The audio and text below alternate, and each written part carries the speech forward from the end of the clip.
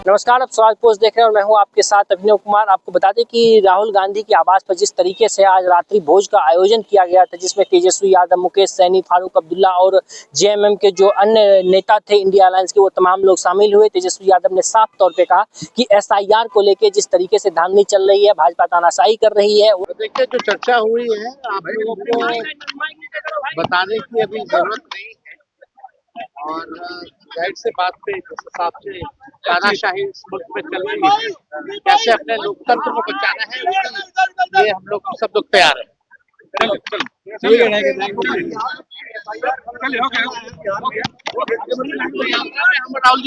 मुकेश सहनी भी इस बात को कहते हुए नजर आए कि भाजपा चुनाव आयोग के कंधे पे रख के बंदूक चला रही है और चुनाव आयोग के दम पे वोट कटवाने का प्रयास कर रही है। और जिस तरीके से जनता का वोट को चोरी कर रहे हैं, उसके ऊपर हम लोग को गंभीर बन के चुनाव को फेस करना है।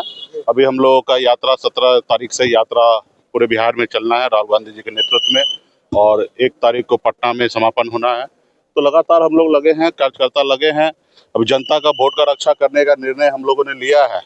जो काम चुनाव आयोग का होना चाहिए वो काम तो कर नहीं रहे। मल्टीपल लोगों को नाम को बनाया जा रहा है, काटा जा रहा है। जिस तरीके से उस तरीके से लोकतंत्र को आज गरीब, पिछड़ा, दलित के पास एक ही ताकत है, वोट का। उनको अपने आप को गर्व महसूस होता है कि हम इस देश के नागरिक हैं और हमारे ही वोट से देश का प्रधानमंत्री या राज्य का मुख्यमंत्री बनते हैं। और उनको ये एहसास होता है कि अगर राज्य का मुख्यमंत्री या प्रधानमंत्री काम अच्छा नहीं करेंगे तो 5 साल में बदलने का उनके पास अवसर होता है। लेकिन जिस तरीके से चुनाव आयोग के द्वारा भारतीय जनता पार्टी वोट का चोरी कर रहे हैं, तो कहीं ना कहीं बाबा साहब भीमराव अम्बेडकर का जो संविधान का जो आत्मा है वो कहीं ना कहीं कलप रहा है। तो इस पे हम लोग मजबूती से लगे हैं और बिहार का जनता जागरूक है। ये इनका चोरी हम लोग समय रहते हुए पकड़ लिए।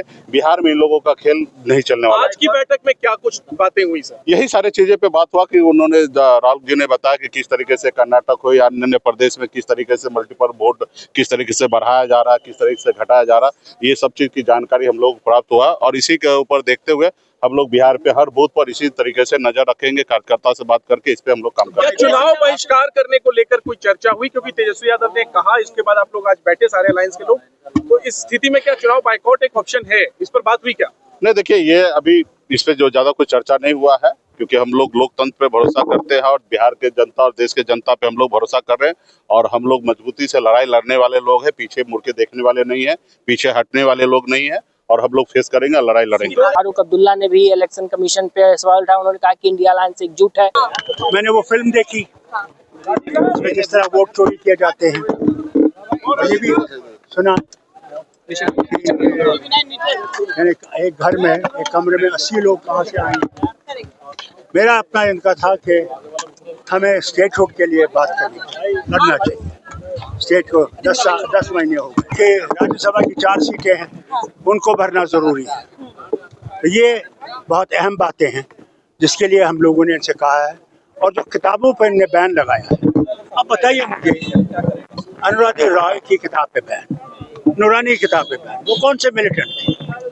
तो इसके लिए हमें अफसोस है कि आप कॉन्स्टिट्यूशन कर रहे हैं और ये करना नहीं चाहिए, इसको रिवोक करना चाहिए। सर, आपने क्या मामला गया है ये? हाँ, अब हम इंतजार करेंगे कि वो भी हमारे हक में फैसला दिएंगे।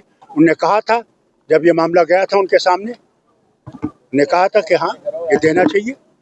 और खुद वजीर आजम ने और होम मिनिस्टर ने वादा किया है हाउस में, जब मैं भी हाउस में था, कि वादा कि हम देंगे स्टेटहुड। क्या पोजीशन है? इंडिया ब्लॉक साथ आएगा, ये कोई बात नहीं है। गठबंधन की तरफ से, इंडिया गठबंधन की तरफ से गठबंधन सब हमारे साथ देंगे। बहुत बहुत शुक्रिया। और जेएमएम की बात करें तो जेएमएम ने आज कुछ सीटों पर ट्रेवल, जो बिहार की ट्रेवल जो सीट है, उस पर चुनाव लड़ने का ऐलान भी कर दिया। उन्होंने कहा कि हाँ, बिल्कुल हम कुछ सीटों पर चुनाव लड़ेंगे। हालांकि अब सभी आंकड़े साफ नहीं हुए कि कितनों सीटों पर चुनाव लड़ेंगे, लेकिन उन्होंने आज तय कर दिया कि जेएमएम बिहार में आने वाले विधानसभा चुनाव में अपना चुनावी सरगर्मियां तय करेगा और आने वाले दिनों में बिहार विधानसभा का चुनाव लड़ेगा। आप सुनिए। चर्चा नहीं, वो गेट टुगेदर था, सभी पार्टीज के सीनियर लीडर्स आए हुए थे और नए घर में सब लोगों ने बहुत अच्छे मूड में बातचीत की, आने वाले चुनाव की बातें की।